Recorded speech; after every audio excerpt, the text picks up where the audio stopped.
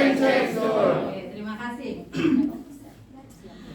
Terima kasih karena pada saat ini kita sudah memasuki hari yang ketiga ya. Hari yang ketiga kita akan mendengarkan tentang Dorcas. Kalau yang hari pertama tadi sudah disebutkan tadi mengenai Yusuf, yang kedua Musa, dan yang sekarang adalah Dorcas. Dorcas itu dengan judulnya mengubah dunia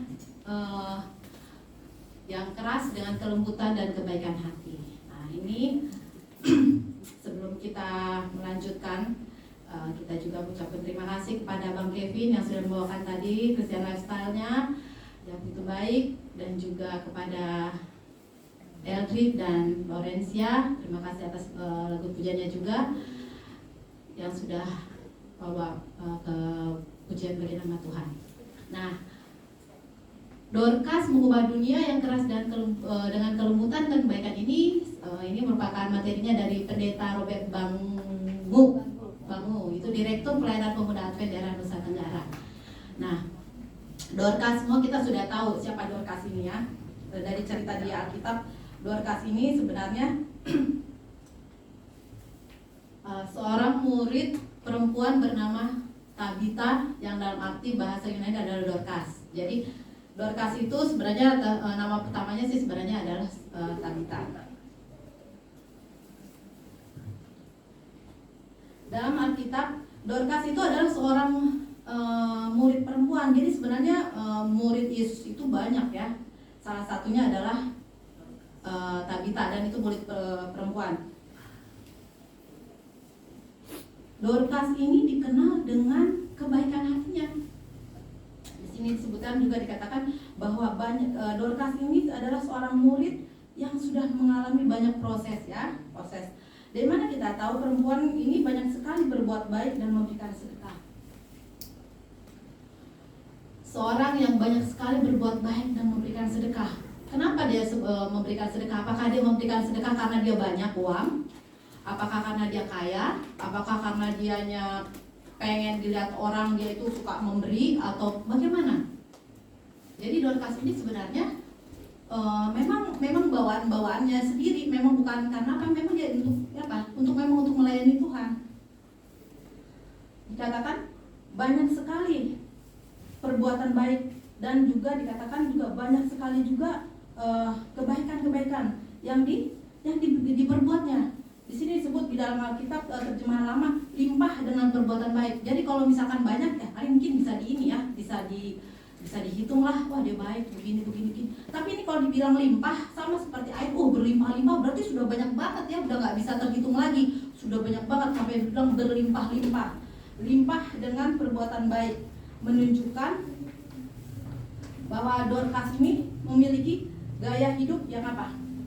Yang suka membantu orang, menolong orang. Jadi kalau tadi beberapa hari ini kita belajar mengenai Christian Lifestyle, sekarang mungkin bisa ada tambahan lagi, yaitu memberi atau menolong dan membantu orang itu merupakan juga salah satu lifestyle. Karena di sini disebutkan juga gaya hidup Dorcas ini adalah apa? Menolong dan berbuat baik. Dia membantu dan menolong, berbuat baik, itu merupakan satu gaya hidup dari Dorcas ini. Juga dikatakan perbuatan baik ini merupakan gaya hidupnya setiap hari. Jadi nggak bisa setiap hari itu tanpa membantu, tanpa menolong orang, tanpa berbuat baik. Ini memang sudah seperti kayak kehidupannya dia sehari-hari. Dan juga dikatakan Dorcas ini banyak orang yang dikasih orang. Karena apa? Karena perbuatan hatinya. Jadi sempat Dorcas ini mungkin sempat meninggal, dia sakit terus dia meninggal. Banyak sekali di Alkitab sebut yang banyak yang berduka. Sampai mereka bawa ini dia itu kasih ini ke saya, waduh ini kasih ke saya ini, sampai akhirnya memang Dorcas dibangkitkan juga. Nah disinilah kenapa banyak sekali orang yang mengasihi dia, banyak kali yang sayang sama dia. Kenapa? Karena memang dia orang yang orang yang baik, orang yang dermawan dalam arti bukan memberi banyak uang, tidak, tetapi dari perbuatannya dia dikenal orang. Seperti yang dalam siapa yang bisa baca nih, dalam Filipi 4 ayat 5, coba sebutkan, bisa tinggal dibaca. Hendaklah kebaikan hatimu diketahui semua orang. Terima kasih tuh. Hendaklah kebaikan hatimu diketahui semua orang. Jangan orang tahu kita cuma karena si Irna itu orang orangnya susah banget, ini orangnya keras banget. Aduh, janganlah orang mengenal kita karena apa? Karena kejelekan kita, tetapi biarlah karena kebaikan hati kita orang lihat. Tetapi semua ini adalah untuk apa? Untuk kemuliaan Tuhan. Nah, kenapa sih kok si Dorcas ini bisa yang menjadi orang yang baik begini? Rupanya dia memiliki seorang guru. Gurunya itu adalah siapa? Yesus. Jadi Yesus adalah guru yang mengubah hidupnya. Yesus, dia belajar dari Yesus. Dikatakan waktu Yesus mengajar sama dia melihat bagaimana Yesus ini mengajar semua orang. Dia melihat kehidupan Yesus. Yesus itu menjadi satu idola bagi dia, teladan bagi dia. Aduh, Yesus itu selalu juru selamat. Yesus itu menolong. Yesus itu membantu orang susah, membangkitkan orang mati. Bahkan Yesus itu menolong. Yesus menderita hanya untuk menyelamatkan orang yang berdosa. Yesus mau menderita untuk menyelamatkan saya. Itu menurut si Dorcas. Akhirnya dia belajar. Di sini disebutkan, maka dari hasil belajar itu dia diubahkan dan ingin memberikan hidupnya untuk menjadi berkat bagi orang lain, terutama kepada orang miskin dan menderita. Jadi si Dorcas ini mempunyai satu komitmen. Saya ingin apa? Aku ingin seperti Yesus. Aku ingin membantu orang. Walaupun saya seorang janda, walaupun ini saya tidak punya apa-apa, tapi saya boleh dong, saya ingin menjadi apa? Menjadi berkat bagi orang lain dan membantu orang yang miskin dan menderita. Sebagai seorang perempuan, Dorcas memiliki keterampilan menjahit baju. Nah, tapi di sini tidak diceritakan apakah menjahit baju itu adalah sebuah pekerjaan utamanya dia ya. Kita tidak tahu. Tapi di sini disebutkan tidak disebutkan apakah Dorcas ini menjahit itu adalah sebagai pekerjaan utamanya, tetapi ini merupakan salah satu talentanya. Jadi kalau pekerjaan utama bisa jadi ya, ini untuk mencari nafkahnya dia dari apa? Dari menjahit. Tetapi di sini disebutkan dia hanya memiliki keterampilan. Kalau keterampilan itu bisa jadi dia pekerjaan lainnya ada, tetapi memiliki hobi atau memiliki keterampilan. Nah, di sini apapun yang telah ia gunakan, talentanya sudah menjadi berkat bagi orang lain. Talenta yang dimiliki tidak semata-mata untuk dirinya. Jadi walaupun dia hanya memiliki talenta, bagaimana talenta saya ini bisa saya gunakan untuk orang lain. Dan juga di sini dikatakan, udah sempurna lagi. Ada lagi ya. Gimana nih? Kembali lagi baik. Langsung lah, tidak ngerti saya ini. Apa-apa. Oke. Jadi di sini kita lanjutkan aja ya. Nah di sini kehadiran Dorcas di gereja mula-mula telah membawa kemajuan pada pekerjaan Tuhan. Melalui pelayanan kasihnya kepada semua orang, gereja telah bertumbuh dengan pesat. Maka hal ini membuktikan bahwa kalau perempuan yang mau memberikan kesanggupannya dan tenaganya untuk melayani, maka gereja akan maju. Tuh, pada saat itu aja dikatakan zamannya dulu aja dikatakan peran serta perempuan itu penting banget. Apalagi dengan zaman sekarang. Zaman sekarang juga kita jangan takut untuk mau melayani Tuhan di gereja ataupun di mana sekitarnya. Karena di sini dikatakan kehadiran Dorcas di gereja mula-mula itu membawa apa? Membawa kemajuan besar. Jadi peran wanita itu sangat penting. Padahal Dorcas itu tidak bisa berkhotbah, tidak bisa ngapa-ngapain, tidak bisa menyanyi, tidak bisa bermain apa-apa. Dia cuma hanya dia ramah, baik, membantu, menolong, memberikan orang-orang yang susah. Dia lihat ini, orang ini, dia kayaknya bajunya belum ada nih. Aduh, saya harus tolong dia. Dia tolong. Dia kayaknya pakaiannya sudah lusuh nih. Saya jahitin. Nah, jadi dia ini peka banget sama orang-orang yang susah. Dia kritis. Dia juga sensitif melihat orang yang berduka. Ini dia berduka. Dia tidak cuek gitu kalau bisa dia itulah. Tapi dia di sini disebutkan dikatanya dia ini peka. Dia nggak mesti orang minta, dia sudah tahu mana yang harus dibantu. Dan juga di sini dikatakan ia mengetahui siapa yang memerlukan pakaian yang menyenangkan dan siapa yang memerlukan simpati, dan dengan bebas ia melayani yang miskin dan yang berduka cita. Berarti apa? Dia ini seorang yang benar-benar baik hati. Siapa yang berduka dia bantu, siapa yang sedang kekurangan dia bantu, siapa yang membutuhkan dia bantu. Walaupun mungkin dia bantu dengan hal-hal yang kecil, tetapi itu mempunyai satu efek yang besar.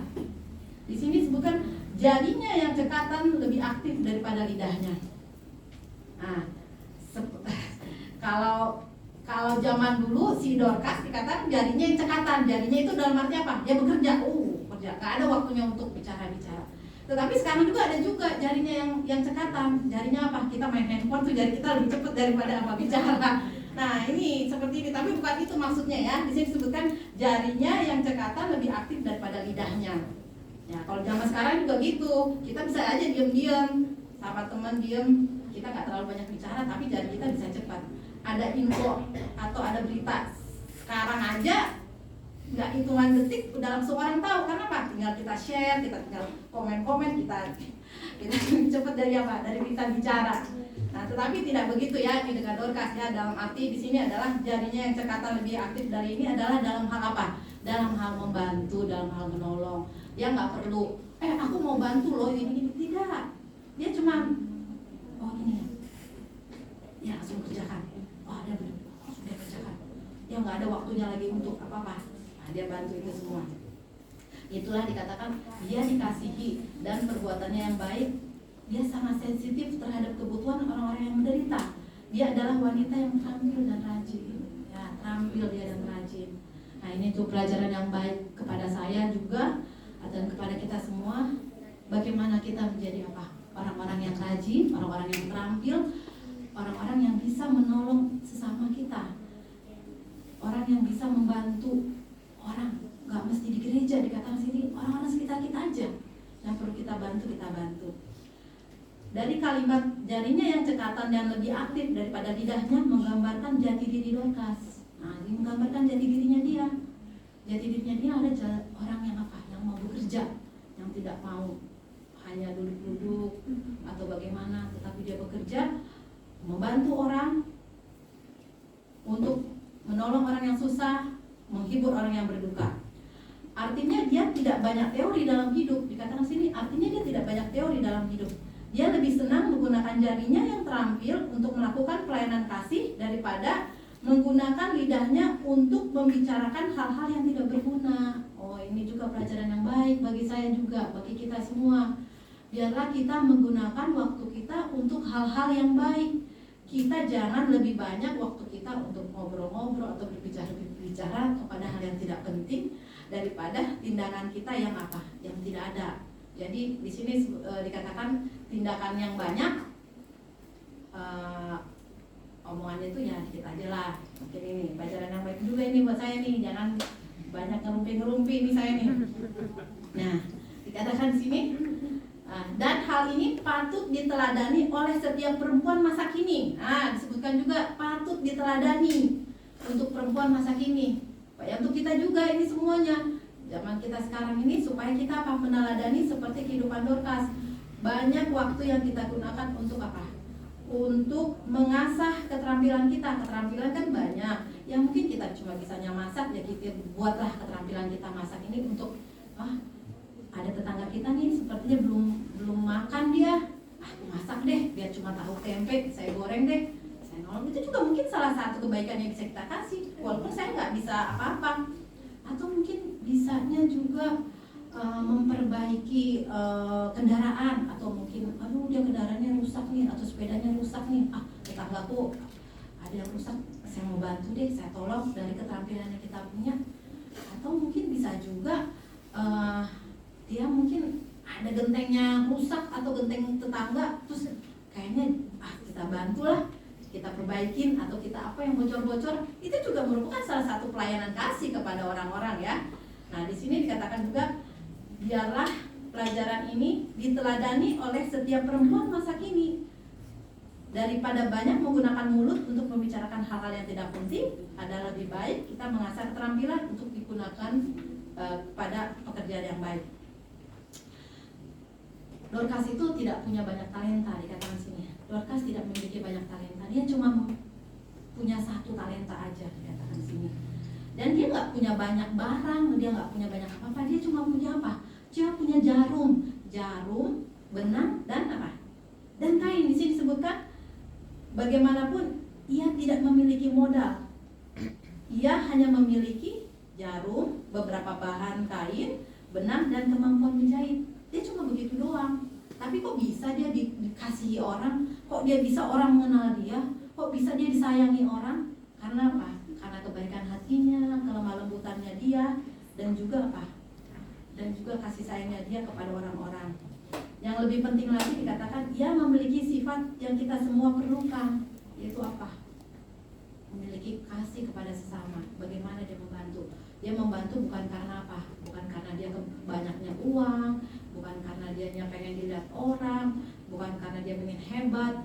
Ini memang dia itu sudah gaya hidupnya untuk apa? Membantu orang. Nah, di sini juga dikatakan juga Dorcas bahkan memiliki kualitas yang lebih istimewa lagi. Ia mengerjakan apa yang perlu dikerjakan tanpa menunggu diminta dahulu.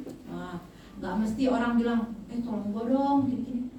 Dia kayaknya memang peka dan dia tahu, ya ini memang perlu dibantu nih. Mungkin dia nggak ngomong karena mungkin dia malu. Dia memang dia nggak ini, ngapain sih mesti harus diminta dulu? Saya kerjakan aja. Atau kalau enggak, dia menyodorkan dirinya, apa yang bisa saya bantu? Mungkin dia lagi berduka, apa yang bisa saya perbuat untuk orang ini?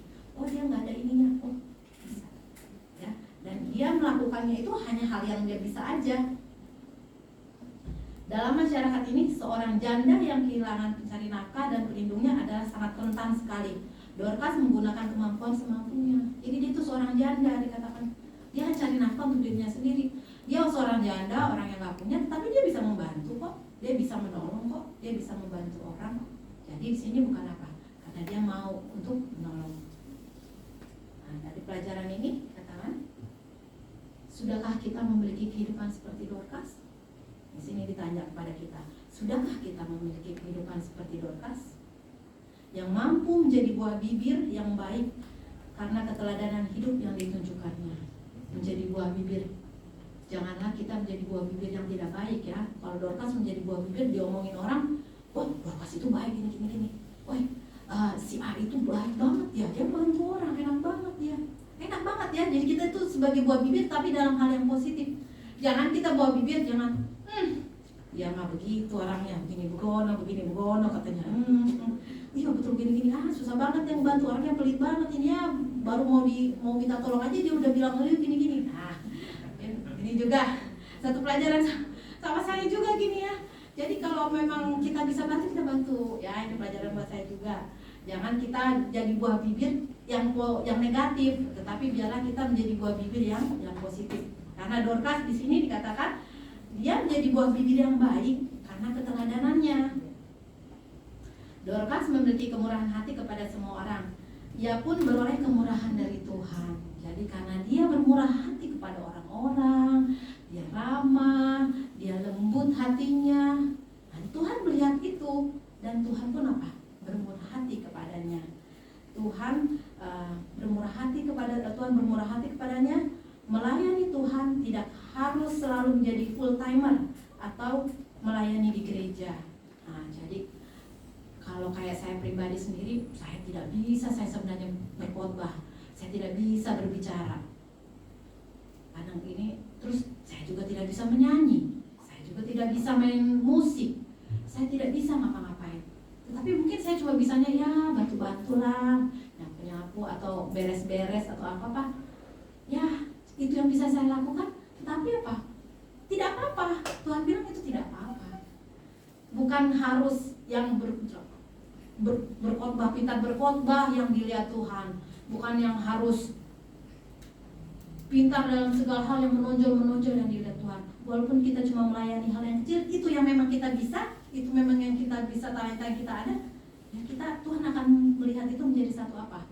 Menjadi satu pelayanan kita.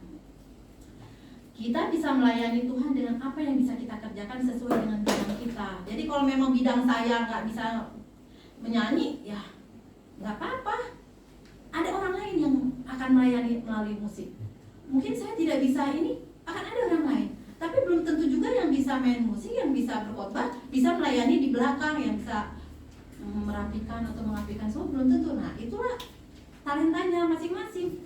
Nah, sekalipun apa yang diperbuat oleh Dorcas nampak tak sehebat penginjil-penginjil besar, tapi apa yang diperbuatnya diperhitungkan Tuhan dan berharga di mata Tuhan, dikatakan sini.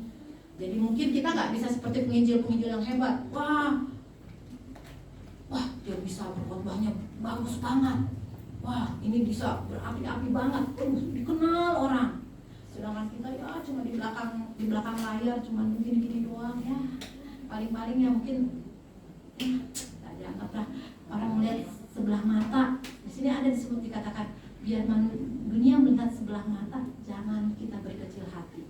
Ya itu yang bisa kita lakukan karena Tuhan melihat, katakan di situ. Dari Tabita kita belajar bahwa meski tidak terkenal sekalipun, di sini disebutkan meski tidak terkenal sekalipun, dengan segala keterbatasan ingatlah bahwa segala sesuatu yang kita perbuat, biar itu sesederhana apapun, itu akan tetap berharga sangat tinggi bagi Tuhan. Nah, jadi bagi kita semua, kalaupun misalkan kita ini, aku Tuhan nggak bisa ngapa-ngapain, nggak ada saya punya apa-apa, apa yang mau saya kasih? Ini aja aku susah, boro-boro mau bantu orang. Nah, kadang-kadang kita begitu ya. Ya, sedangkan si Dorcas aja dikatakan dia seorang janda, hidupnya hanya dari situ, dia cuma punya jarum, dia cuma punya ini, tapi dia bisa nolong orang. Nah, ini belajar sama kita. Jadi di sini disebutkan jangan kita mengeluh karena kita tidak punya apa-apa. Di sini sebutin juga kalau itu kita bisanya menolong orang, walaupun cuma kita bisanya tersenyum, ya Pak, selamat pagi Pak, oh iya Pak, ya. Oh, apa yang saya bantu? Kita ramah sama orang, sama tetangga aja, itu juga mungkin hal-hal yang baik ya, yang bagus. Gak mesti kita harus apa, ramah aja. Orang akan kenal, oh dia itu ramah banget ibu itu ya, oh bapak itu baik banget ya, ramah ya. Nah itu juga menjadi satu buah bibir yang baik kan, oh ramah dianya. Nah, itu juga dikatakan di sini adalah sesuatu yang berharga di hadapan Tuhan. Ketika kita melakukan ketulusan hati, tetapi kita melakukannya dengan ketulusan hati dan tanpa di sini tanpa mengharapkan imbalan. Jangan kita mau bekerja atau kita mau menolong orang, supaya gue dilihat orang nih, ntar bapak itu ngeliat saya kerja, ntar saya pasti dapat duit nih. Nggak begitu ya. Nah, mungkin kita wah saya mau nanti biar saya dilihat, nanti saya ditolongin nih. Enggak begitu ya. Di sini katakan tanpa meminta apa? Tanpa meminta imbalan. Kalaupun Tuhan nanti akan memberikan berkat, biarlah itu Tuhan yang punya pekerjaan, punya rencana. Tetapi bukanlah kita supaya dilihat orang, supaya kita dapat imbalan, atau supaya kita kelihatan orang hebat, dilihat orang baik, tidak demikian. Tetapi di sini harus dengan ketulusan hati, kelemah lembutan, dan juga dengan apa? Dengan kerelaan hati. Yesus sendiri berkata, coba dalam Matius 25 ayat 40, coba siapa yang bisa baca Matius 25 ayat 40.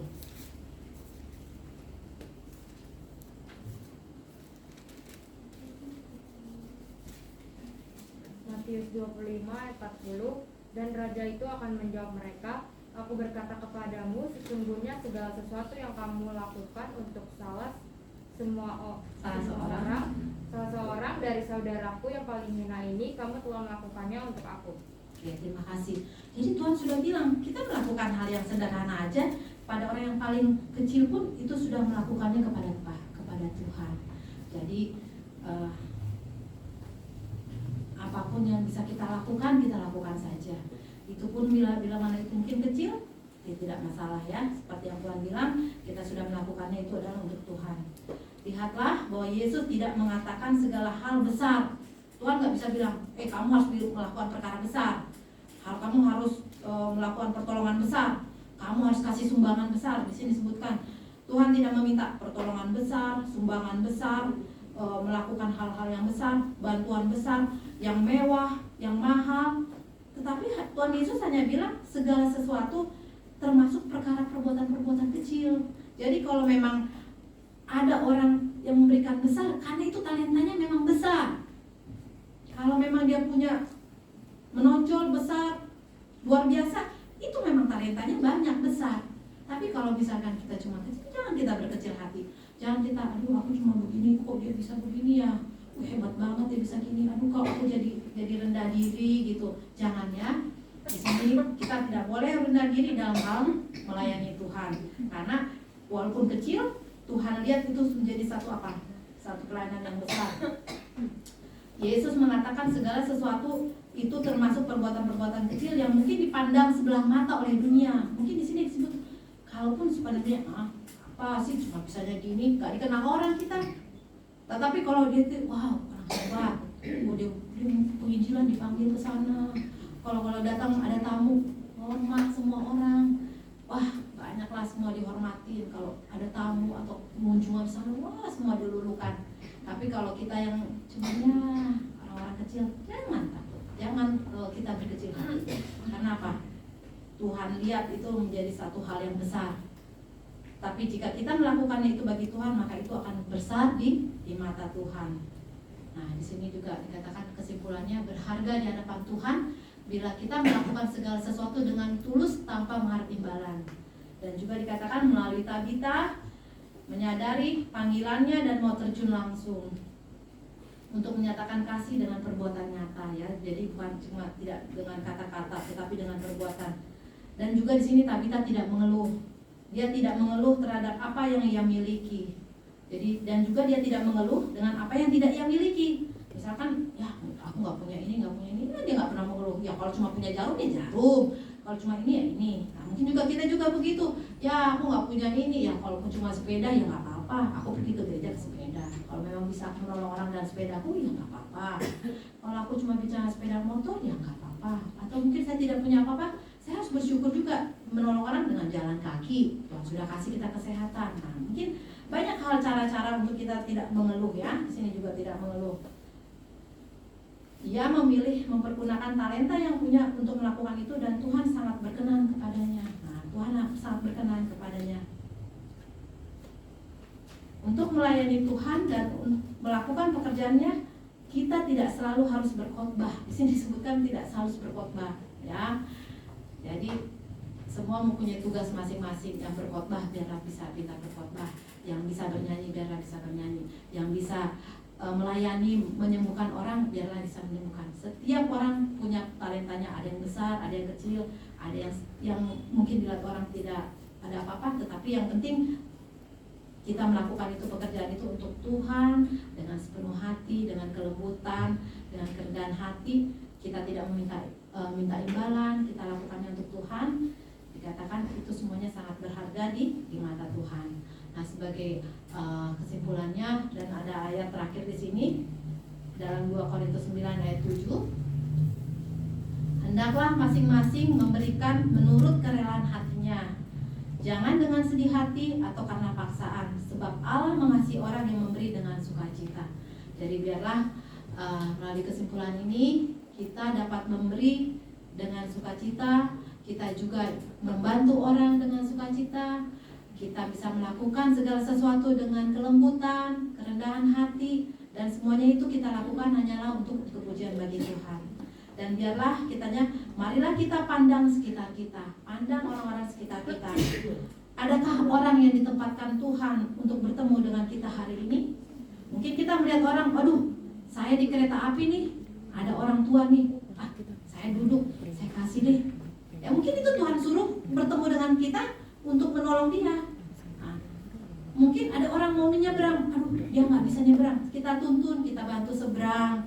Atau mungkin ada sesuatu yang sederhana aja.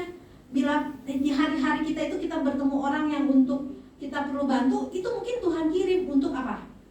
Untuk Tuhan tempatkan bertemu dengan kita untuk kita bantu. Karena di sini lihat sekitar kita, Tuhan akan menempatkan orang-orang yang akan bertemu dengan kita hari ini. Apakah kita bisa melakukan yang terbaik untuk orang-orang yang Tuhan sudah tempatkan?